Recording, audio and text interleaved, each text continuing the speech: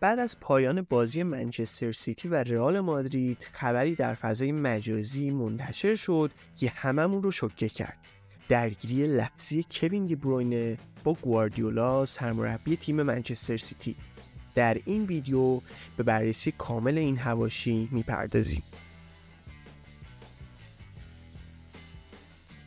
یکی از صحنه‌های عجیب بازی منچستر سیتی و رئال مادرید که با پیروزی 4-0 سیتیزن ها همراه بود، مربوط به لحظه‌ای که کوین دی بروینه و پپ گواردیولا وارد یک درگیری لفظی شدند. در این صحنه گواردیولا به کوین دی بروینه میگه که توپو پاس بده، اما کوین دی بروینه در حالی که بین بازیکن‌های رئال مادرید تحت فشار عصبانی میشه و از گواردیولا میخواد که دهنشو ببنده. اون میگه که دهنتو ببند، خفه شو.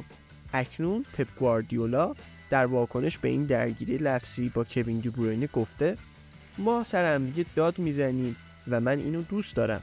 گاهی اوقات توی بازی‌ها این قضیه پیش میاد. من این انرژی رو دوست دارم. این برای اولین بار نیست که اتفاق میفته.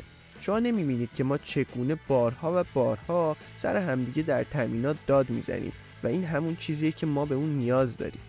کوین دی بروینه بدون شک یکی از کلیدی ترین مهره‌های پپ گواردیولا توی منچستر سیتیه و گواردیولا بخش زیادی از موفقیت خودش در جمع سیتیزن ها رو مدیون درخشش‌های ستاره بلژیکیه و به نظر میرسه به همین دلیل نمیخواد که رابطش با اون خراب بشه.